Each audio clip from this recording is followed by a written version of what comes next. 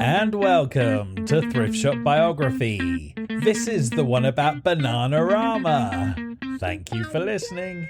Hello, Cleo. Oh, hello, Richard. How are you? I'm all right, thanks. Good. Are you all right? Yeah, I'm all right, thanks. Been to the thrift shop and found another book for us to read. You haven't. I have. I have as well. Actually, you found this one. Yeah, I did. Do you want to tell us all what it is? Yes, it's Bananarama. Bananarama. Woohoo! Do you like them? I love banana. I love the 80s pop.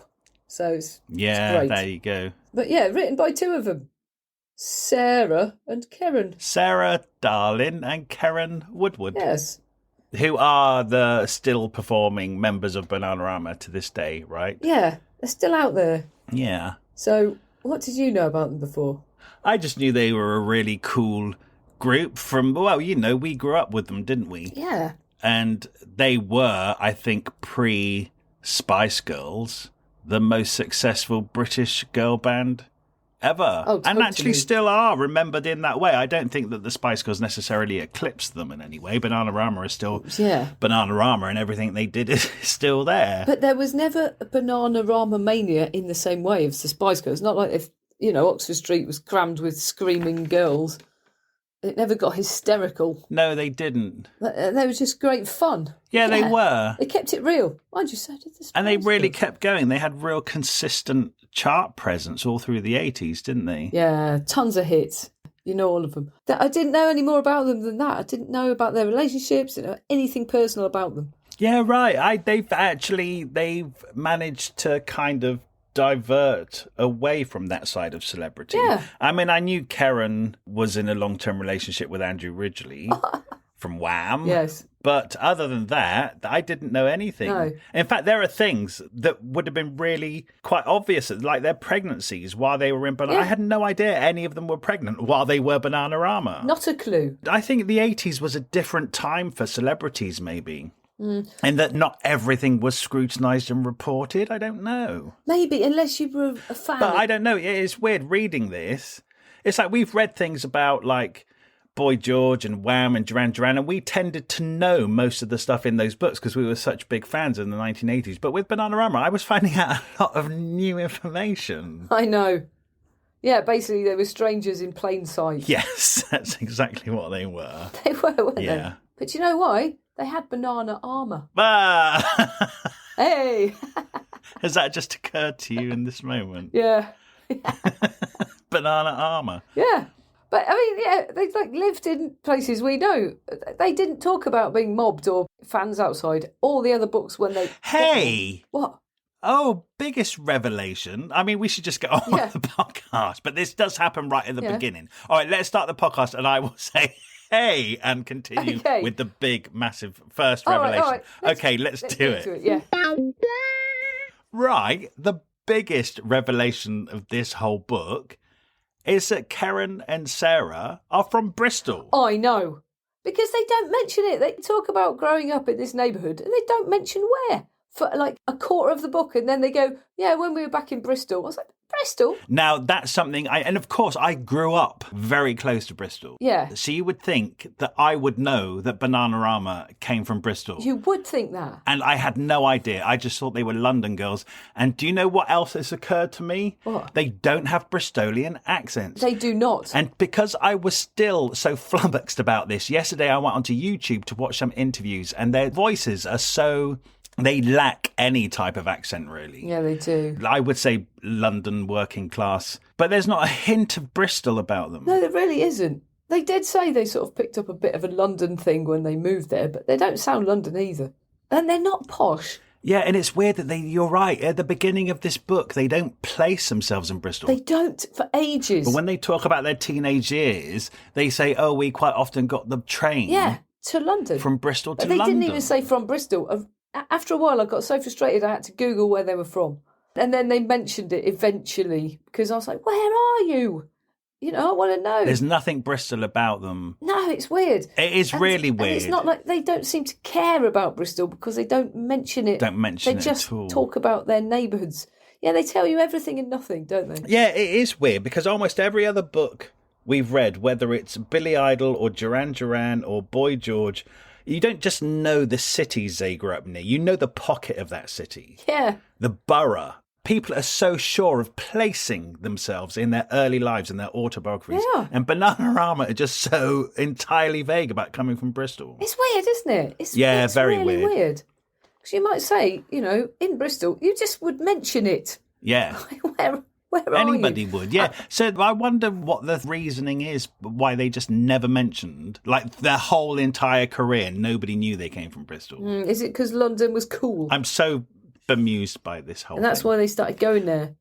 And they just didn't realise Bristol was cool because you never love where you're from. You always want to get away. No, it's true. Yeah. And, they never exactly went back. Very true. Anyway, Yeah. Bananarama are from 2/3 of original Bananarama are from Bristol. Bristol. Who knew? I didn't either. Well, that's mad. They should be in Bananarama Street or something. Yeah, Bananarama Boulevard. Yeah. But I enjoyed reading about their non-specifically placed childhood. Yeah, I did. It's the picture of the 70s. Yeah, definitely. Well, they're born in 1961, both. And they went to the same school from the age of 4 I know. and became friends at around 7 or 8, Yeah, didn't they? but they actually knew each other from 4 or 5. I mean, I didn't know that. That's got to be the longest friendship. We've read about a lot of bands. People tend to come together when they're teenagers. I don't think we've read anybody yet who knew each other from the age of 4. Well, George and Andrew, but they were about 11 or something. Yeah, they weren't 4. Yeah. I tell you what, this book is a love story because they love each other. The friendship. Yeah, it's a total girl-mance. What's a cis-mance? Cis-mance. It's like a beautiful friendship. It really is. It's the only relationship that has worked for both of them their whole lives. It's like even better than sisters. They just absolutely love each other, these two, don't they? Yeah, they really do. They really, once that bond is made at an early age, they're just together for life. They're ride or die, aren't they? Yeah, they really are. And they said they were in some sort of gang at school. And then this gang dropped Karen for a while. And she was just totally left out. And then they ostracised Sarah. And eventually these two went, hang on, let's just get rid of them and just form a gang of 2. Because these girls were obviously bitches. They didn't need them. How do you know Karen and Sarah weren't the bitches? Yeah, you don't know that. You suspect not. But they're hard. They are hard, these girls. You can't mess with them. They have that classic loads of energy thing that all famous people seem to have. Excess of energy. And real courage as well. Yes, they really do. And a lust for life. Yeah.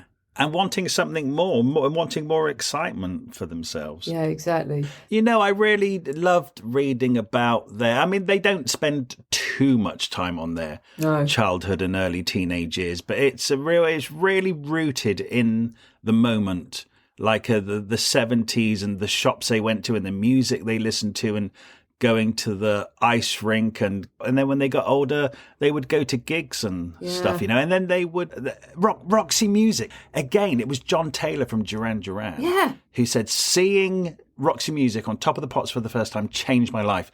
Now Bananarama say the same thing, and it's just like, wow, I knew they were kind of revered in the music, but I didn't realise how massively influential Roxy Music were. Nor did I. It's weird, isn't it? Yeah. I mean, it isn't weird for people who love them. I just never realised. Yeah, I just didn't. I was very aware of their contribution to modern music, but I just didn't get how revelatory that first Top of the Pops appearance was. They looked different and they sounded different. Yeah. Of course, we weren't alive at the time, so we didn't realise the change of sound that they had. We would have heard their music later, once synthesizer music and stuff was already mainstream. We would have found about Roxy Music at the same time. But if you were there before synth music really started in the mainstream, then all of a sudden this band came on playing synths. Then it was really groundbreaking and a real moment for lots of people. Yeah, it really was, wasn't it? They are good. And the other one, of course, is Blondie, because they'd never seen a woman before being a musician and a singer.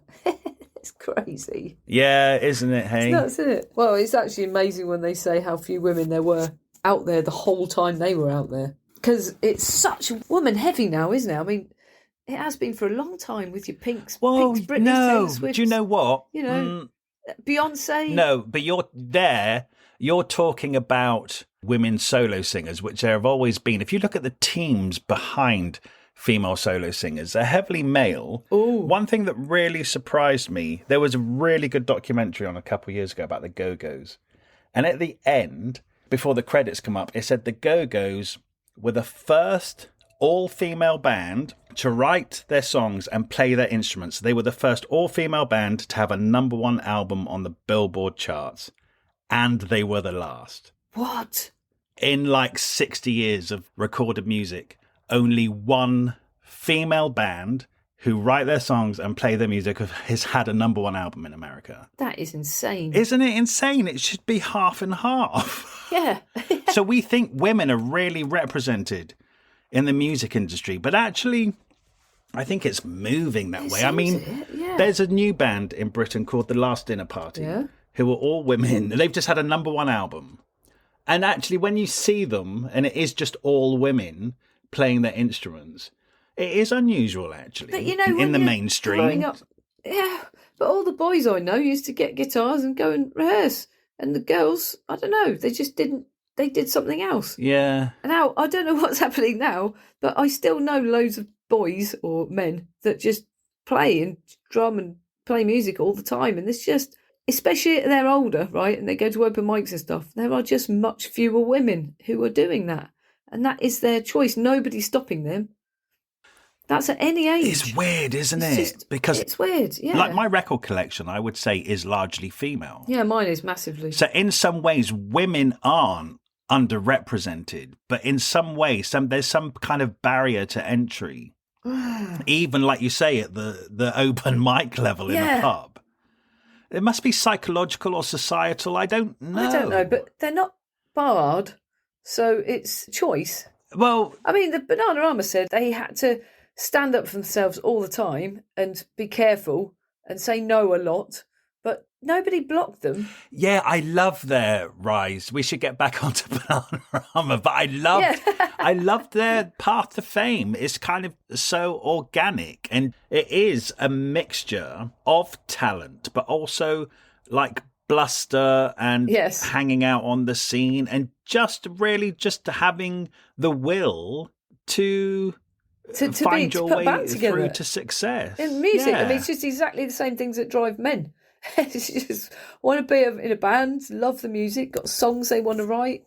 You know, I mean, I didn't even know they wrote all their own songs. I know they did do a few covers. They did quite a few covers, especially when they were starting out. But their road to success as a vocal group, as a 3-person vocal group, is really the road to success that lots of bands have who gig together and play instruments. Yeah, that's true. They went out and they got gigs and stuff. Anyway, we're jumping right ahead. They haven't got to London yet. So anyway, let's get there. So they grow up, they're teenagers, they love music and stuff. And one thing they used to do is they used to save up the tokens on the cornflake packets for free train tickets. Yeah. And they would get the train to London quite often. Brilliant. And they'd have no money when they got there, but they just loved walking around, seeing the sights and hanging out in Topshop. They said they couldn't afford to buy the clothes, but there was something exciting just being where it was all happening, you know? Exactly.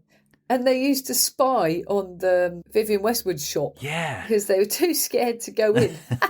So they're like the ghosts. If you read the Vivienne Westwood book, Bananarama are between the pages because they're hiding around the corner, just watching. That's great, isn't it? They said when they were sat on King's Road, they were sat on the steps one day and this guy come over and started talking to them, and it was Keith Richards. Yeah, he just sits down with them on these steps. Yeah. Starts chatting to them, but he wasn't dodgy. He didn't try and pick them up or anything. Well, they don't say that. Came along to check they were all right. Yeah, that's true. So maybe he was trying it on. They meet everybody, don't they? They meet everybody. I think they must be brilliant personalities because everyone loves them. And they make friends. Not everyone's trying to pull them. They make friends. I think they're socially open. I think they're energetic. I think they're really out for a good time. Also, they're young girls and they're beautiful. Yeah, they are beautiful. Who doesn't want to get to know a young, beautiful girl in London? Do you know what I mean? But they made friends rather than... It wasn't all about... Well, you know, maybe reading between the lines, there's a lot of men that they meet, older men already established in the industry who take them under their wing Yeah. I mean, but they don't ever say anything untoward or anything romantic happened, and that's But they really don't. no, and that's entirely up to them what they want to divulge and stuff. Yeah. But at the same time, I do find it odd that they attracted the attention of lots of men who seem to altruistically want to help them get along in their career. And I kind of like, these are older men. Yeah. These are 16-year-old Yeah. girls. No, the guys wanted to shag them. Well, they might have, but they ended up making friends and, just having a brilliant time, just having loads of fun. And they do say sometimes when I can't remember whose house they were at, some party, and they're like, it's getting a bit dodgy and people taking drugs or something. So just a little nod to each other and they just slip out, so they were on it. Oh, they're switched on. They really are. Yeah, no, and I think that maybe being switched on and having each other maybe is how they've survived in the music industry for so long. Totally. And in fact, Karen says, they actually address it in this book. They say that, even when they go on tour to different countries, it's not just fans and stuff or men in bars, but the men that they work with or the men who are in the backs of cars with them will grope them and try it on with them. That's true. And she said they always had each other. And she said it's horrendous to think what it must have been like if you were a female solo if you singer. Run your own. Yeah, definitely. So they're 18. I think they do their A-levels and stuff in Bristol, although they don't tell us they do it in Bristol. And then at 18, Karen was sure she wanted to work for the BBC. So she got a job at the BBC and she moved into the YWCA hostel in Holborn. And not long after, Sarah came up to do a course of journalism at the Royal College of Fashion after seeing an advert in the back of Vogue magazine. And so she then moved up to London and lived in the same hostel with Karen. Yeah, and eventually end up sharing rooms, which is when the fun really starts. Yeah. So they were just out clubbing all night, hungover every day, doing minimal work just to get by.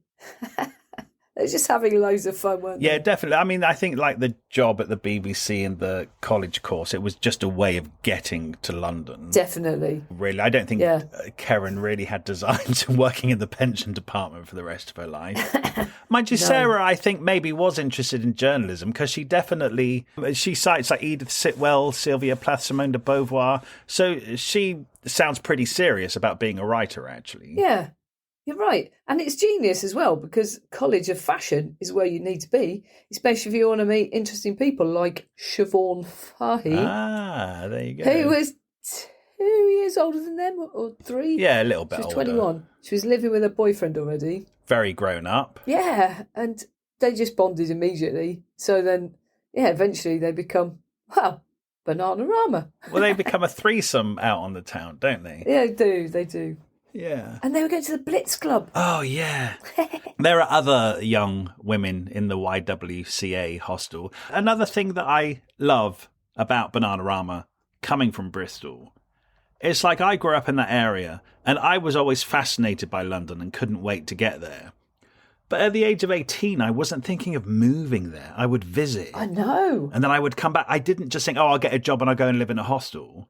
They really wanted to do that. But then they'd been going to visit since they were 14 and going to clubs, and sometimes staying out all night and getting train home the next day. But it's also, they didn't know anybody in London. As soon as they were old enough to go, it was just a real possibility. They thought, okay, well, then we can move to London. That's such a big move. Yeah, it's true. For an 18-year-old. They love the nightlife. They love music. I know, but you can get all that in Bristol. They mentioned that they love the fairgrounds because of all the lights and music, and that's that thing again. Then you get to find the London clubs, and you go, no, it's like the lights and the music are drawing you, and you've got to go where the party's at. They're party people. Yeah, and things happen in London, don't they? Yeah. And it is the scene. You've got clubs and stuff in Bristol, but the music scene and the music industry is more or less in London, isn't it? Yeah, and you've got fashion. Because Karen was the one who learned to sew from her mother and used to make it about. They really talk about fashion again. It's an era where it was really important, and they get like their grandma's clothes and put like studs in them, and then and get some second-hand clothes and mix and match an outfit. Totally unique. Clothes were really important. Clothes, music, the whole scene. You had to be where the scene was. And as well, they really are coming in at just the end of punk. Oh, what a time. So that whole kind of thing that anybody can do this. Yeah. You create your own fashion, you create your own music. You don't have to be brilliant on the instrument. Yeah. That was established, and now these girls are coming to London. Yes, exactly. They saw Billy Idol. Oh, gosh, they saw Generation every punk band. They saw didn't everyone. when Yeah, they so you've came? got to go to London, haven't you? You've got to. I guess so. They had to. Yeah. They had to. Well, we did. Yeah, eventually. We did eventually. Yeah, it took me a while. Who was the first gig you saw in London? Oh, I have no clue. It's probably Britney. Well, that's good, isn't it? It probably was. I remember thinking, I can go to that and get home Yeah. from Wembley. So I did. I just went on my own. And then I felt weird. I kept checking my watch as if I was waiting for someone who didn't turn up. But I'd just taken myself there and then went home. Anyway, because London's cool like that. But it's not. That is rubbish compared to this. They won't just go to Wembley. They're going out to the clubs like the Blitz Club. With Steve Strange, they got to make friends with him. This is all in the Boy George book. And Rusty Egan, the DJ, playing the electronic music, that would have blown your mind. Yeah. Because he was getting stuff no one had ever heard and playing it, like Kraftwerk and stuff. You know, going to La Scala at King's Cross, Spandau Ballet gigs. And Boy George, Jeremy Healy were hanging about, and Mark Moore, all those people. It's that whole scene in the Boy George book. They were there. They were there. Right where it's at. And then they made friends with Paul Cook from the Sex Pistols, who they just met in a club. Yeah. And the next day, he turned up at their YWCA. And they're like, what? Yeah. And then just they became friends. And You see, this they said is... Yeah, he was like okay. a big brother to them. Yeah, he wanted to shag them. Oh, it's just a shame to think of it like that. There's a possibility that they had such a great energy and they were so fun and refreshing. You know, I know. It definitely evolved into that. No, I'm fair not like making light of that. No, I know that definitely. he might have at first had a dodgy, especially if he's in the Sex Pistols and he's famous. All right, I'll give you that. But he was their punk hero. Yeah, I think initially the attraction would be because they were two very nice-looking young girls up for a good time. I mean, he hasn't met them in a club and then picked them up the next day because he altruistically wants to help them with a music career. He's gone to pick them up because he fancies them. Fair enough. But that evolved into something quite different and a very mutually beneficial and respectful working relationship. Definitely did. Yeah. Meeting him was really life-changing for them. Because through him, they met all their heroes, like everyone from all those bands from that era, all the punks, and the guitarist Steve Jones. He owned a rehearsal room in Denmark Street, Tin Pan Alley in London, and above that was Malcolm McLaren's office, who'd buggered off. So they said, you can live in his office. And it was all damp and graffiti everywhere, and he managed to steal a mattress from the YWHA, which I can't comprehend them getting away with. How can you walk out of a building with a mattress?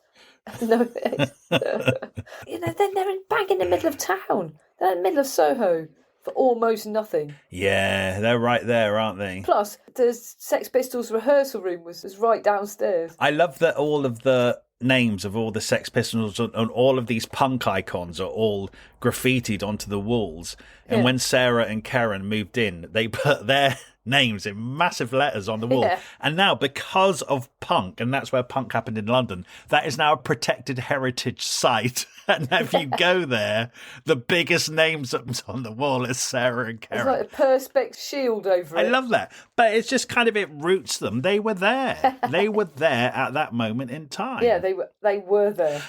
I think it's because they evolved into a glossy pop act in the late 80s with Stock Aitken and Waterman. That you'd never suspect. If you weren't there at the beginning, seeing their gritty little beginnings, exactly, you would have no clue that they were hanging out in the Blitz Club and hanging out with the Sex Pistols and were very much part of that scene. Exactly, and they earned it. You know, you think they might have been given it on a plate. They're just pretty and somebody stuck them in a band to make money off them, but it's not that at all. It's totally not what you think. And they were there for the music and they were writing songs and developing harmonies and even playing instruments. In that rehearsal room, when they lived above that rehearsal room, they actually said the best part of the night is when they came home after clubbing and they'd go down to the music room where the drums and the guitar was and they would just jam, just the two of them, and have fun. And then at other times, other people would turn up. And then sometimes when the Sex Pistols, Paul and Steve. Well, it was the band was the Professionals, which was the Paul Cook's band after the Paul Sex and Steve Pistols. from the Sex Pistols. Half the Sex Pistols. Then the professionals went to record at Richard Branson's mansion recording studio, which we've read about because we read Richard Branson's book. And Bananarama, pre-fame Bananarama, went with them and hung out in Richard Branson's mansion. Yeah, of course you would. But they were also backing singing for those two as well. Who would have thought it? So that's amazing, actually. These two young women from Bristol got on a train to London, lived at the YWCA, found a way to hang out on the scene, and quite soon are jamming with members of the Sex Pistols and hanging out. And living in Malcolm McLaren's office. I tell you what, this is another thing which is a real sign of the times. Siobhan Fahey, the third member of Bananarama, when they lived in that squat, in the office on Denmark Street, Siobhan was living with her boyfriend in a flat on Wardour Street. Yeah. She's only a student herself. Still bang in the middle of Soho. That's amazing that she could live in a flat in Wardour Street. You'd have to be a flipping Russian oligarch to have a flat on Wardour Street now. It's one of those things where Soho's just massively changed, a bit like New York and, just getting gentrified. It would have... Oh, it's such a shame. You'd have still had opportunities. They're nearly gone. Nearly gone. Oh, I imagine they've all gone now. Yeah. But then when Sarah said that when they were in the hostel, Karen had the presence of mind to put themselves on the council waiting list, and they were offered a flat. Yes. Was it in Holborn? I can't remember now. Yeah, so they got a 3-bedroom. They got a flat on the 11th floor, and then Siobhan moved in with them. So original Bananarama lineup are now all living together in a flat. Yeah. Brilliant. Eventually, with all their boyfriends, there's always boyfriends that always live with them. It's cheaper that way. They just come and go. They don't dwell on any single personality of any boyfriend. It's because, like you said at the beginning, this is a cis-mance. It's about Sarah, it's about Karen. It the is. men are incidental, which is how it should be. They're irrelevant. They really are. Yeah. I guess Andrew originally gets the most of big up, but Karen was with him for about 25 years, and they only split up a few years ago. So he sounds lovely in this. He sounds a lot more interesting than he makes himself out to be in his own book. In his own book. He really does. Yeah. Anyway, at this point, they're just shagging about, moving different boys in and out. So one day, Siobhan is in the kitchen in this flat, listening to a Swahili song called I Am Wana. And they said, oh, this would be a really good song for us to do. Completely in Swahili. Yeah, it's a strange choice. It's so random. Yeah. And they started singing it at gigs and stuff. Because they would get up and sing on the scene. Like you said, they were doing backing vocals for other bands and stuff. And then they just started getting little sets. Yeah. They would do Frank Sinatra. So it's hard to imagine, actually, that they would do Frank Sinatra songs. I know. Anyway, they also then got this Swahili song going and sung it on stage. And then through their connections, they managed to get a demo made of it. And this is interesting to me because they were considered to be a one-hit wonder as kind of a novelty. So when they asked them for a name for their band, they said Bananarama because it's just a silly novelty name for a one-off single. They never intended to still be going in 2025, with a stupid name like Bananarama. The record company said to them, if you don't have a name, we're going to call you the Pineapple Chunks. Yeah. Right. Which is a terrible name. And then Sarah said, oh, well, what about Bananarama? Because there was a Roxy Music song called Pyjamarama. Ah, yes. And she said, well, what about Bananarama? And they didn't think about the longevity of their career at all, thinking they'd be called Bananarama for the rest of their lives. But it's weird now because we just kind of know Bananarama as the group Bananarama, but it is a bit of a weird It is, isn't weird it? Do you know name Americans say Bananarama? But it's a totally different sound if you say it like that. Bananarama. Bananarama. Bananarama. How do Australians say it? Bananarama, mate. I don't know. Yeah, that's good. That sounds good to me. How do Brummies say it? Bananarama. Bananarama. It's actually it's the best actual name a group could have because you can say it in a myriad of different ways. Yeah, it is actually. How would Bristolians say it? You see, this is why they're not Bristolian because they would then have to call themselves, hang on, Bananarama. Really? That's more American. weirdly. No, people think I'm American when I used to have a Bristolian accent. That is weird. When I first came to London, people said, "Are you American?" Wow. I've lost it now, of course, Oh, yes. because I've become middle class. But once upon a time, I used to talk like this. Are you a farmer? Yes, I'm a banana farmer. Anyway, I Am Moana got to number 92 in the charts, which is absolutely crap. But I would say that's quite good for a first release. I think lots of the bands we've read about, Culture Club didn't get in the top 100 with their first couple songs, did they? Did they not? No. I don't remember. No. All right, well, yeah, they're in the top 100. And they were playing clubs, and they supported Paul Weller at some point.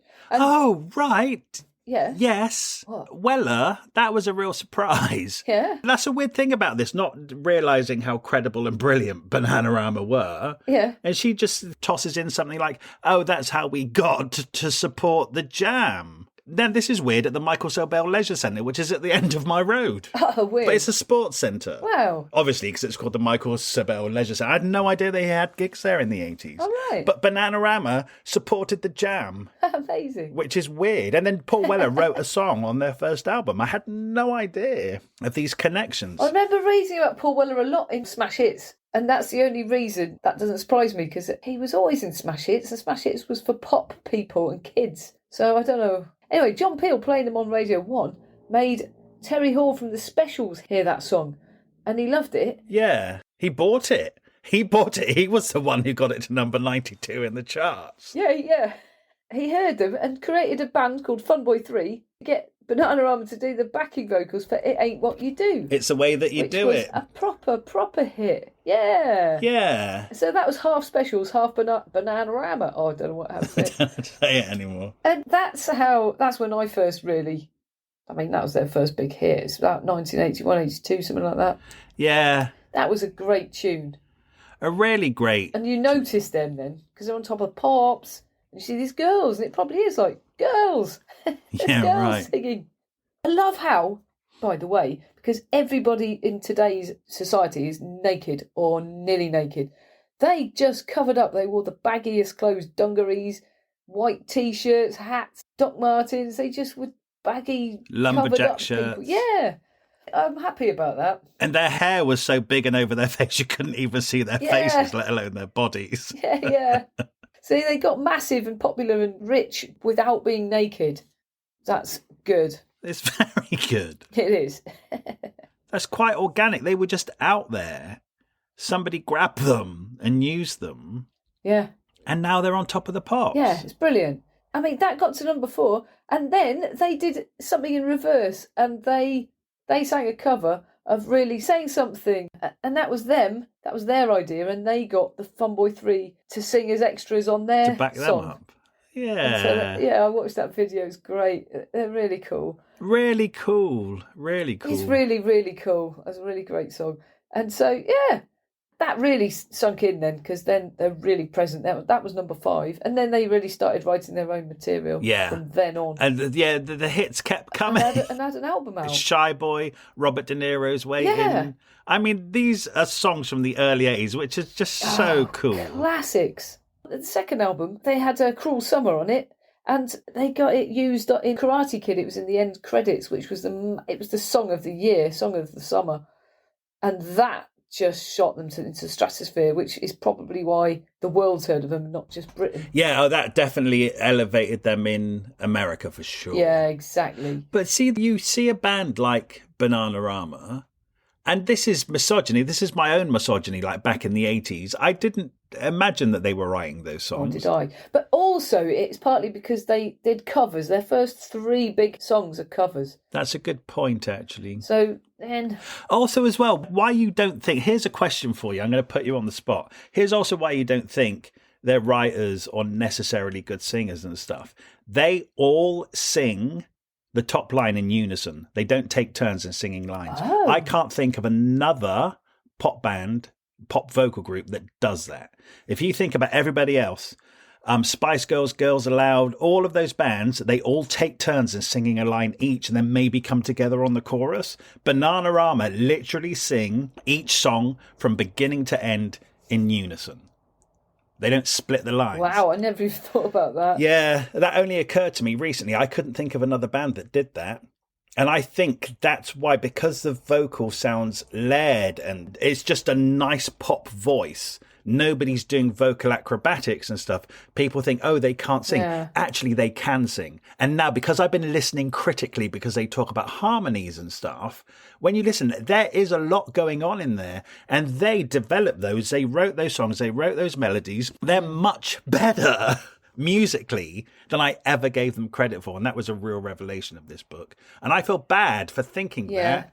That's true. I don't know why I thought about them differently. It just occurs to me as well, when would you ever get three blokes all just singing? Oh, you would with a boy band. Because I was thinking, most bands that have credibility people are playing different, there's a bass player, guitar player, drummer, and a singer, a full band. But there's just three girls singing.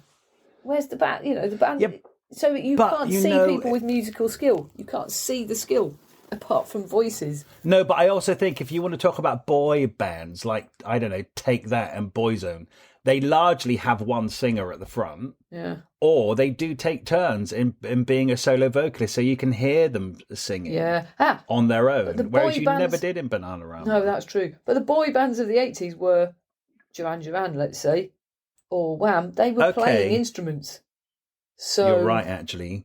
If you take people out the like towards the end of the 80s, you have people like Broth as well. Yeah. Who did have instruments on, say, whether those people actually played instruments on the record or not, we'll never know. But the image certainly did have them. I think you get more bands, credibility for songwriting if you can see that people are playing an instrument. Playing instruments. Yeah. You know what, as well? I think another reason why Bananarama don't get that credit is because they went with Stockaken and Waterman. Yeah, no.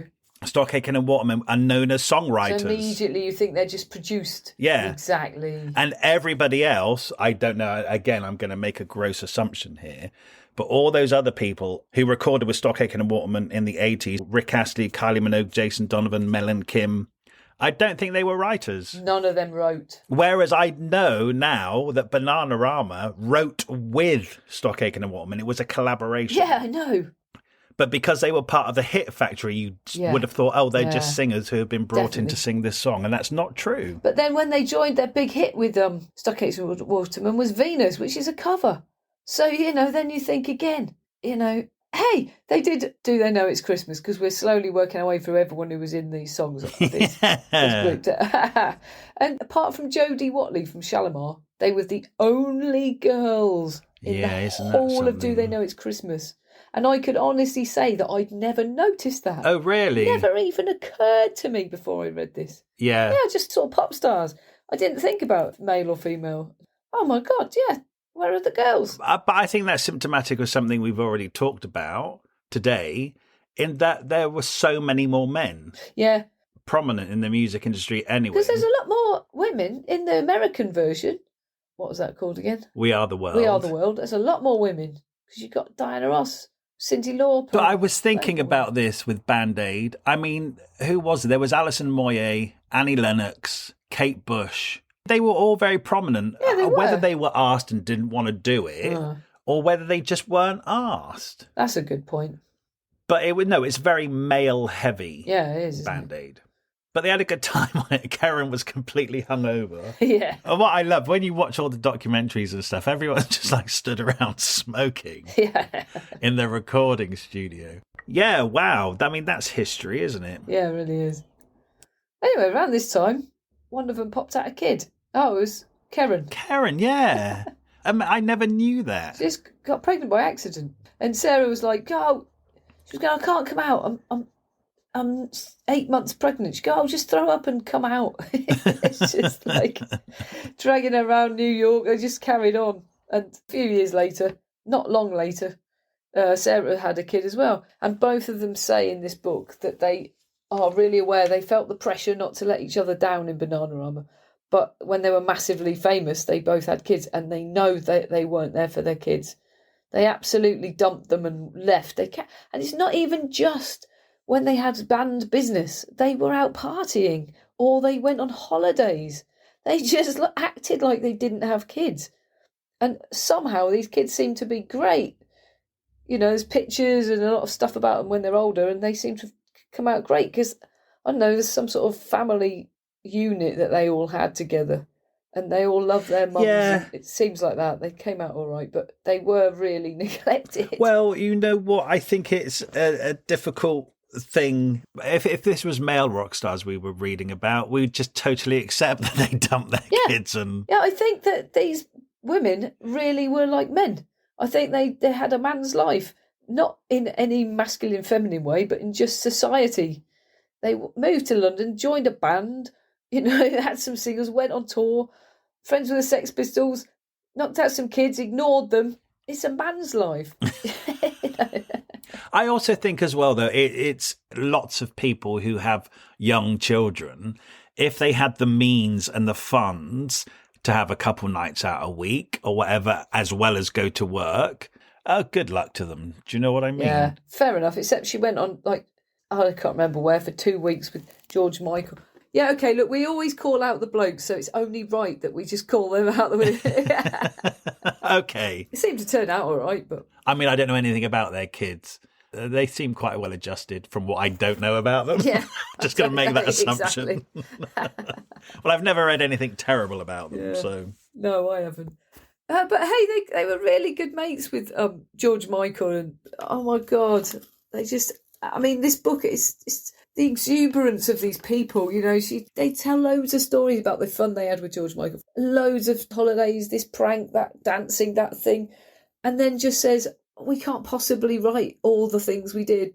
There's so many. You just think these people have just lived life to the full the whole time. Oh, they've had fun. Really have, They've had fun. They've had fun all over the world. I mean, the Bananarama at their height, they were touring Japan, America, Australia. They were on world tours. I don't think I ever really grasped the enormity of them either. No, I didn't. Like, they were world famous. Yeah. They were number one in America. Yeah, amazing. Yeah, no, the American thing's interesting. Yeah, they sang Robert De Niro's Waiting, which was a great song, wasn't it? And then Robert De Niro wanted to meet them. Yeah, of course. That's fame. I love that when they were in that flat on Wardour Street, it says that the phone rang in the hallway. And it's, God, this is even a time where individual flats wouldn't have their own phone in London. Yeah, there would be true. a shared phone in the hallway. Somebody picked it up and said, Sarah Karen, come, Robert De Niro's on the phone for you. That's mad. Brilliant. Also, sorry, just to go back a bit, when they got that first singles deal, they never got any record company advance. No. And when they were on top of the pops, they were like 2 singles in, and they still didn't have any money. They weren't paid a wage. They had to get themselves a manager who took out a bank loan of £5,000 just so they could have some money and pay their rent. Yeah. So when they were on top of the pops, they literally had no money. Yeah. They were then, after a couple singles, presented with a publishing deal, which would have given them £5,000, and they were so tempted to sign it. And Siobhan said, no, let's just wait. This is going well. If we get a couple more hit singles, they will offer us so much more money. That's what they did. They waited, and then they got lots of money, and they were able to buy houses. So that is a huge difference in money. You're right. It was very clever. They bought 3 houses up the same street. In Kentish Town. Yeah. And Karen and Sarah bought next door houses and knocked the fence down so they could just have one big garden. They literally are peas in a pod, those girls. Siobhan had this boyfriend called Dave Stewart from Eurythmics. Yeah. I did not know that. What? Oh, if I did, I'd totally forgotten. I always imagined that Annie Lennox was going out with Dave Stewart. I just thought they were together. I don't know if they ever were. No. I just thought they were. So, yeah. I didn't know Bananarama morphed with Eurythmics, and I didn't know Wham morphed with Bananarama. It's like, Well, you know about that, about you not knowing about Siobhan and Dave Stewart. Neither did Karen and Sarah for a long time. No. It was a surprise to them. Until they got a wedding invite, pretty much. Yeah. And then, of course, that was taking Siobhan in a different direction because she got pregnant. They were living in LA, so she was spending all of her time in a different country, and things became a bit strange. Siobhan wanted different things. Sarah and Karen wanted to continue with the raging success that was Bananarama. And I think don't forget, Siobhan was not part of the initial friendship that started at age 4. Siobhan was also a couple of years older. She just wanted different things at this time, and I think that's fair enough, actually. Yeah, they drifted. 6.5 years of being on top of the world as well in that band. And we also know from reading all of these books how much pressure that puts on people. Yeah, people get burnout. They really do. And she might have actually wanted to look after her kids, or at least spend some time with them. Do you know what happened then? Hmm? Banana split. Ah! Oh, yeah, so yeah, she went off and formed Shakespeare's Sister eventually, did she? I don't know how fast that was. Yeah, I think that just shows quite plainly what a kind of different direction Siobhan wanted to go in. Yeah. Because that's very different to Bananarama. It's very gothic. Brilliant. Oh, yeah, it's not fun at all, very serious. It was very good, but yeah, very serious. Whereas they sing I Want You Back. What a tune. Yeah, well, they brought in a new woman, didn't they? Yeah, they got their old mate Jackie O'Sullivan from the 80s clubs. Yeah. Yeah, so they're a threesome again. And they just were partying. They got to go to highbrow parties when they got really famous. Yeah. I love it. Sarah says, well, there was a big commotion at this fancy party. And it turned out to be Karen berating TV chef Delia Smith for trying to jump the queue to the bathroom. They've obviously just got millions of stories. And then in 1988, they went on the Love Kids tour, which was round the world. Mm. And my favourite story is when they were touring Australia, they picked up Stefan Dennis, who's Paul from Neighbours, Yes. who was a fan, and he joined them on the bus for a few days. I just love that image. That's so random. Yes. It's great.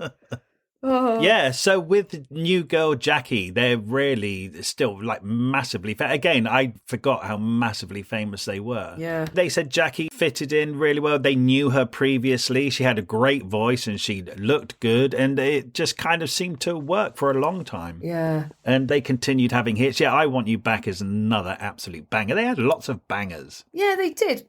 They should have been called Bangarama. Banganarama. Yeah.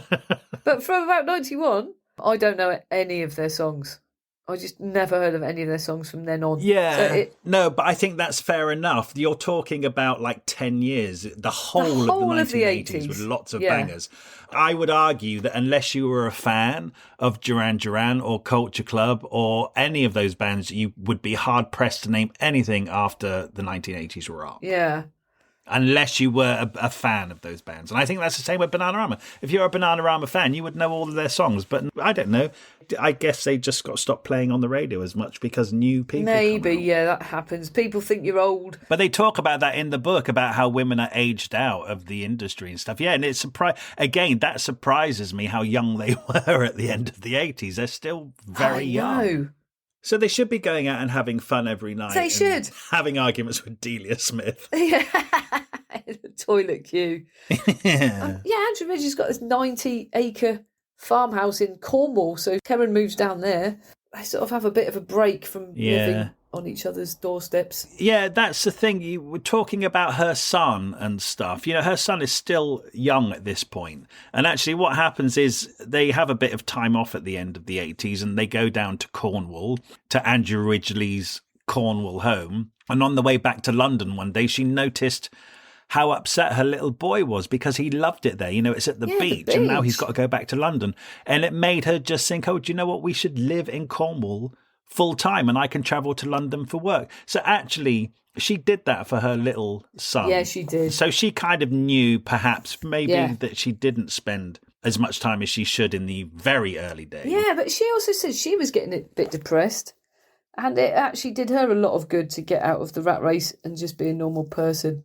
Be a mum. Yeah, she's quite honest. She says towards the end of the book that her mum suffered from depression and how everybody downplayed it. Yeah. You know, what she got to be depressed about. She got nice kids and a husband, but actually without recognising it is actual depression. Yeah. And Karen says, actually, I have actual depression. And in retrospect, she probably had postnatal depression after she had her kid and continued working. So there again is another reason why she might not have wanted to stay at home with them all the time. She wanted to go out and party, you know? Yeah, so there you go. She moved for her. Yeah, It okay. was selfish. But ultimately, it's best for the kid then, isn't it? Oh yeah, everyone's happy, to be honest. Everyone's happy. And I love the friendship with Keith Flint from The Prodigy. With Sarah, yeah, I love that. Yeah, that's really great. I never would have put them together. Yeah, so when Karen went to have her life in Cornwall, Sarah's really missing her because from the age of childhood, they've always been together and had this outstanding life together. And then all of a sudden, Karen's kind of gone with her husband and her kid and is living in Cornwall. Sarah's still in London. Yeah, and she's, again, still going out and meeting these amazing people every night. I think they're gigging in Japan with The Prodigy or something. Yeah. I forget how it happens. But what culminates from that is this amazing friendship between Sarah and Keith. A great Flint. friendship. And they become best buddies. And it's really I nice. never knew that. It's quite an odd pairing, but actually a perfect pairing. Yeah, because they're punks, Bananarama. Yeah. We just never saw them that way, but they're punk-natured people. Yeah, so they're she's having this amazing, fun friendship with Keith Flint, who sounds amazing. Yeah. When we knew that. He sounds really cool. Yeah. So, yeah, all in all, they had 12 albums. They did 10 world tours. They had 32 singles inside the top 50. Wow. It's amazing. It is amazing. Well, they had one of those amazing careers where once you sort of fizzle out of the mainstream, you get paid tons of money to do one-off gigs. Like they played at the handover of Hong Kong to China, and they play at powerboat races in Dubai, and they always get 5-star accommodation and great treatment, and just flew everywhere and lived the life, sang the songs, and just took the money and had a brilliant life. And those 80s tours they were on as well, with Belinda Carlisle, 1117 Culture Club, took them all over the world. And they're just enjoying it.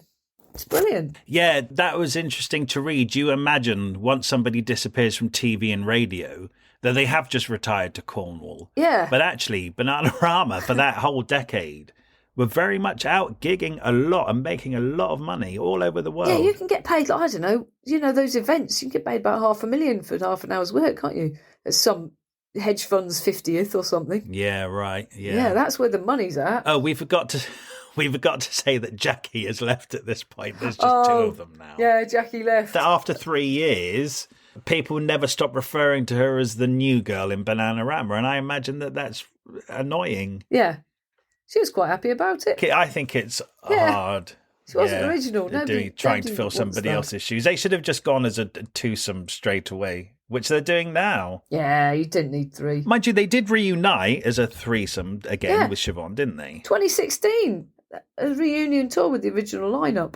It sounded brilliant because they got to sort of patch up any old wounds, talk it all out, and then they did 26 sold out shows, had big stage sets. That's right. They played Wembley and then had to add 8 more dates or something because it sold so well. Yeah, it's brilliant. Oh my God, they played Glastonbury as well, and they were really unsure. They said they weren't nervous about playing because at this point they've been performing live for 20 years, but they just weren't sure how the audience were going to receive them. And at the end, just everyone rushed to the stage, and it was just like this massive success at Glastonbury. Yeah, absolute mayhem. Yeah, and a massive high of their lives. Yeah, they've had amazing lives, these women. They really have. By the way, they happen to have not let themselves go. They look great. Yeah, they do. They just look great, and they're still out there. You could probably still go and see Bananarama this year. Do you know what? The live vocal really holds up because I've been watching them online. I have too. Yeah. Yeah. They are good. I don't know why. I guess I was just victim to that whole thing of them not writing their songs, not really being good singers and stuff. And actually, they really are. And I guess to have lasted this long in the music industry, you kind of have to be. That should be testament to itself. Yeah. A punk attitude. Good on Bananarama. Yeah. Good on them. Thank you so much for listening to this episode of Thrift Shop Biography. We love making this podcast, and we're absolutely thrilled that so many of you are already listening. You could really help us out by leaving us a review somewhere, wherever you listen to this podcast. And if you could share us, tell your friends about us, or drop some links on social media. We have a Facebook page called Thrift Shop Biography, so make sure you come over there, to hear about the episodes first and what else we're up to. Okay, see you next week. And if you're new here, there are loads more episodes now to go and listen in the back catalogue, so make sure you go and enjoy them. Okay, thank you very much.